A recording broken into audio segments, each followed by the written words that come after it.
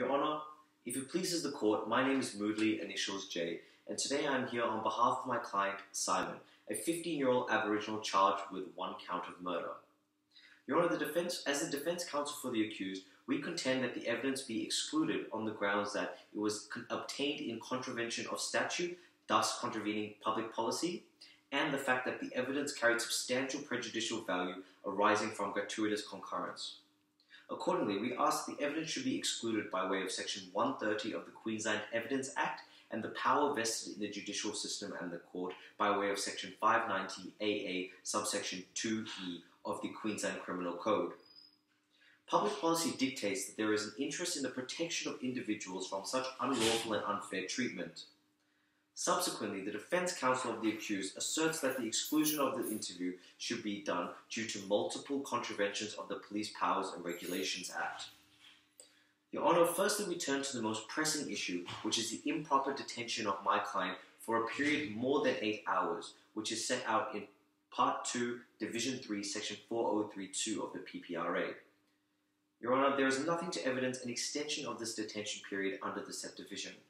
Rather, Section 4035A dictates that my client was held from 10 a.m. upon being arrested all the way until 7:05 p.m., which amounts to a total detention period of 9 hours and 5 minutes.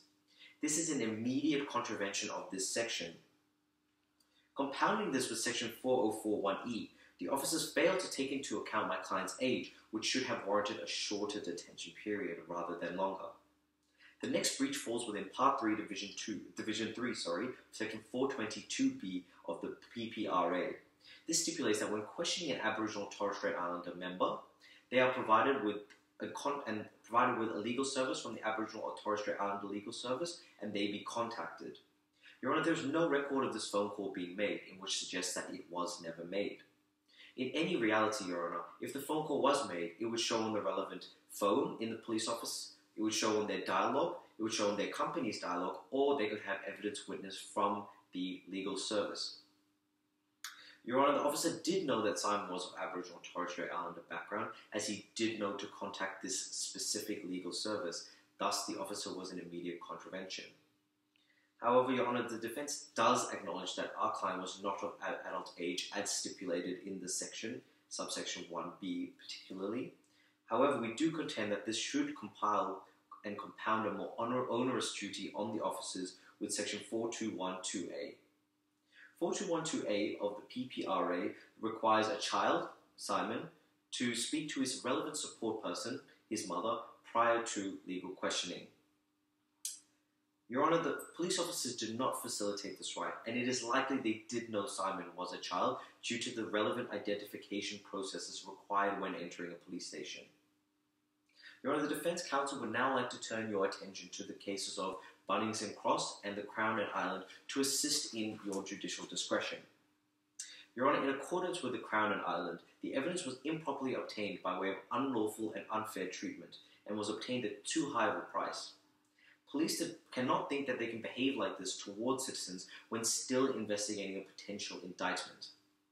It is a matter of public policy to ensure that citizens are not that these practices are not encouraged, rather, which can have the effect of producing wrongful convictions, which is quite evident in this case. May I direct the court now to the 5 factors enunciated by Justices Atkin and Justices Stevens in Bunnings and Cross to inform your judicial discretion. Firstly, it is apparent that the conduct did not result from a genuine mistake. It was rather a deliberate breach of multiple sections and willful non-compliance by the officers to comply with their duties under Section 7.1 of the PPRA. Your Honour, the officers deliberately detained Simon for a period which broke up into 3 hours in the van and 6 hours in the station, in which could have been limited if they immediately took him to the station and followed procedure and contacted the legal aid service. Secondly, although the evidence was vital to the Crown's case, it is not of perishable nature, nor is it extremely cogent due to the fact that gratuitous concurrence and the way it obtains reduces its cogency. Thirdly, there was no evidence that the police were responding to any genuine or pressing circumstances. They rather appeared to be cutting corners to ensure that this indictment remained against my client. Your Honor, the officers in this act did not allow my client a crucial part of his defense through this. Fourthly, Your Honor, the defense counsel does acknowledge that the gravity of the charge may affect the admissibility of the evidence. However, the conduct does give reach to 4 sections of the PPRA, and the purpose of the PPRA is to prevent and regulate police conduct in terms of evidence that is improperly obtained and to prevent a misuse of institutional powers against individual members of the public. Your Honor, I believe this is a textbook example of the kind of acts that the PPRA is made to prevent against. Your Honor, all factors present a strong case for you to exercise the court's discretion to exclude this evidence. Your Honor, the defense counsel would now like to turn your attention to the fairness discretion, otherwise known as the Christie discretion, as supported in Lee and Hassler. This discretion dictates that, although critical to the Crown's case, I ask that you exercise your judicial discretion to exclude this evidence in accordance with Section 130 on the grounds that it is highly prejudicial to a fair trial. Simon was a vulnerable witness in a stressful situation in which the PPRA is meant to prevent against. Your Honor, I believe that our client was unfairly victimized to the extent that he was intimidated, being 15 years of age and not provided his legal defense. Therefore, it is likely that gratuitous concurrence would have occurred. This is a phenomenon where Aboriginal or Torres Strait Islander members seek to assert every proposition put forward to them by an authoritative member, whether it be correct or incorrect. Prima facie, this evidence is highly unreliable, slightly probative, low cogency, but highly prejudicial to the likeliness of a fair trial.